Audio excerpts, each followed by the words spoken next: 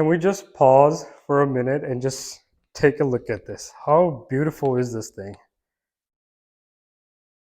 Man, I'm in love. I even forgot to do the intro. Welcome to Good Hell's Garage. Uh, yep, we got a Triumph in the house. Now, my all-time favorite, or actually the dream bike, is a 1954 Royal Enfield 700 Meteor. Uh, this one is probably on the second place on my list, but just because the sound of that 700 twin, it's like a heartbeat. Now the model you see in the front is a 1948 T100 Tiger, also known as Pre-unit. This is not the Speed Twin. It's the upgraded version of Speed 10, known as the T100 Tiger. Now you might be wondering how I got my hands on this. This was a true barn find. Treasure is what I call it.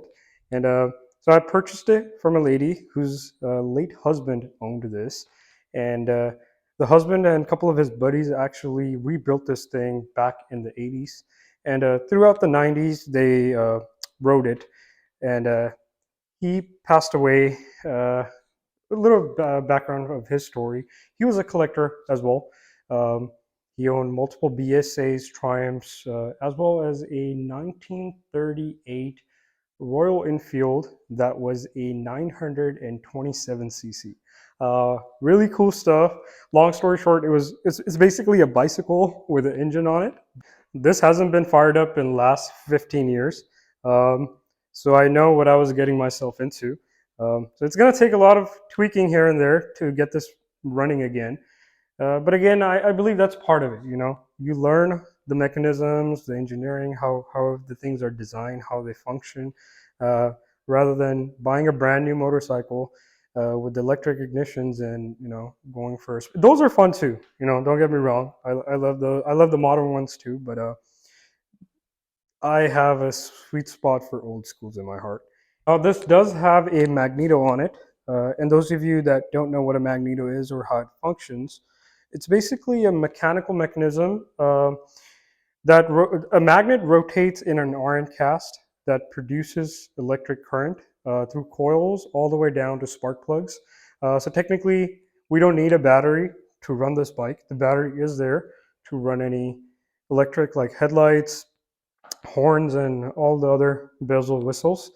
Um, However, one thing that usually fails on these is the magneto gear that is tied with the inlet gear. Because the magneto gear is a fiber gear, so I'll probably have to look into that. How's the life of that fiber gear in there. What are my plans with this? Plan is to keep it original, uh, not do any modifications, uh, fix the things that need fixing, and just bring it back to life. I will be first focusing on firing this up, just making sure the timing is right, spark plugs, the magneto itself, the coils, replace the battery. Um, and because it's been sitting for 15 years, so I know myself, I'm probably going to open everything up, replace the gearbox oil, replace the main crank oil, the primary chain case oil, that is going to get replaced. And of course, new sparks plugs in there, rebuild the carb, of course. And tell me, how rare is this? This still has the original carb, the original AMO carb that comes with the T100. Uh, a 75-year-old bike that still has the original carb on it. Pretty rare, in my opinion, at least. Um, yeah, so next time you'll see it, it'll be it will be in a much nicer condition. Knowing myself, I'm probably going to take everything off, from fenders to seats, all the way down to bare, frame, to give everything a good wash and a scrub, and replace whatever needs fixing, right? One thing that just directly pops out to me is the pinstriping. Uh, I always thought this was hand painted, because on the Royal Enfields, there's actually two brothers in India that do their hand printing on all the infield tanks.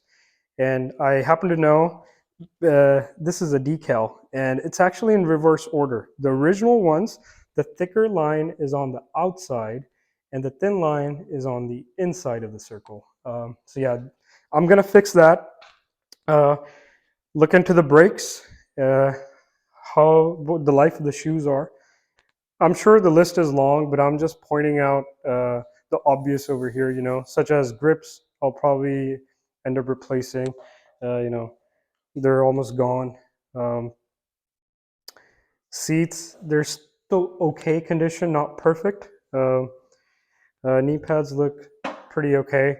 Uh, you know, the paint is chipped off from certain areas, so uh, I'm debating if I should pull all the pieces out, actually do a nice paint job on those with clear coats, and reassemble it. I think that would be really nice. And for those of you who are the Triumph experts out there, please let me know. So there's, oops, Roger, come here. What happened? Oh, you got scared? You got scared, buddy? Okay, yeah, just saying hi. Okay, bye. Go, go. All right, go, go, go, go. So yeah, those of you Triumph experts out there, there's a black stripe on both the front and rear fenders. Uh, does the fenders also have the pinstriping? Um, because I'm thinking to do that, it will look really nice going along that middle stripe um, for both the front and back. But again, I don't want to ruin the originality of it, so I'm still debating. But if you guys know it should be on there, though, I'll probably might do it. Tires are pretty decent condition. The front wheel and hub, it looks perfect. The rear one, however, does have some rust on it. And there's certain areas like the handlebar has certain rust. So I'll be making sure, like I said before, I'm going to give it a good scrub, take that surface rust off. And one cool little thing I also want to show you is the gauge. So this Smith's speedometer is original. Few details that point out its originality is this line right here. When it's at 30, that means it's a sign it's original. The replicas or the duplicates that came afterwards, the line points towards the 50 mark. And also, this is miles per hour, not kilometers per hour. Um, yeah, really cool. Originally, it has 46,500 some miles on it. I'm not sure how many of those are before or after the rebuild. Yeah, from year 1939 all the way up to 44, I believe. Um, the gas tanks had the cockpit, the famous diamond, which included the amp meter gauge, the oil gauge, on and off switch for the headlight, as well as the gas cap. Not sure if that continued all the way to 1948, but I believe this is the original gas tank for this.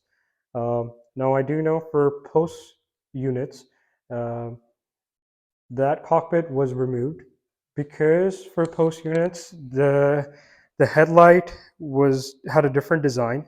Everything was built within the headlight. These are known to be the Tiger lamps.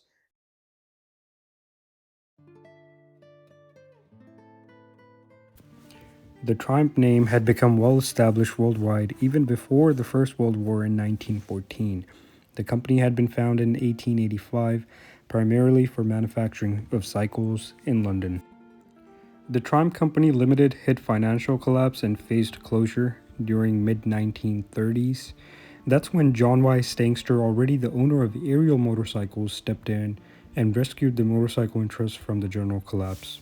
By 1937, Edward Turner and his designing team introduced sports versions of the 250, 350, and 500cc models.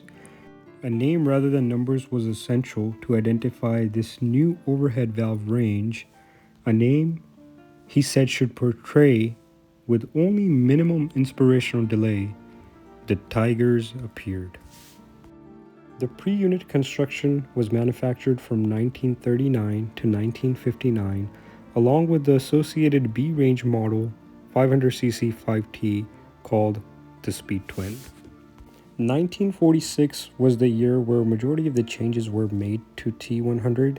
For example, the new telescopic front fork was introduced instead of the spring fork. In 1948, the model that I own, that's where the company introduced the new rear fender. In previous years, the fender was actually detachable, where half of the fender could be flipped up in order for the tire to be removed. Side stand was also introduced in 1948. The Tiger T100 is a 498cc engine with a high compression of 7.75 to 1 ratio, paired with a 4-speed gearbox.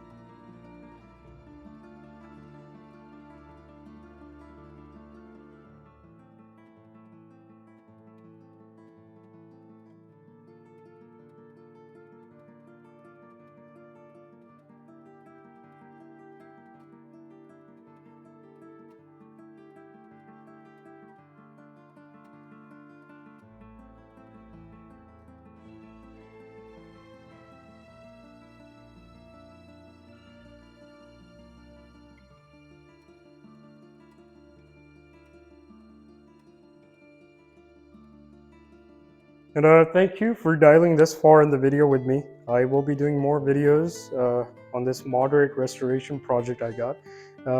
And I came across 2 websites from England that somehow still sell the spares for these, but their catalog is not that broad. So if any of you folks know any other locations or any other websites that might carry parts for these from that era, I would love to grab that information. So please drop it in the comments below. And yeah, thanks for sticking along, and I hope you liked the video. Thanks for watching.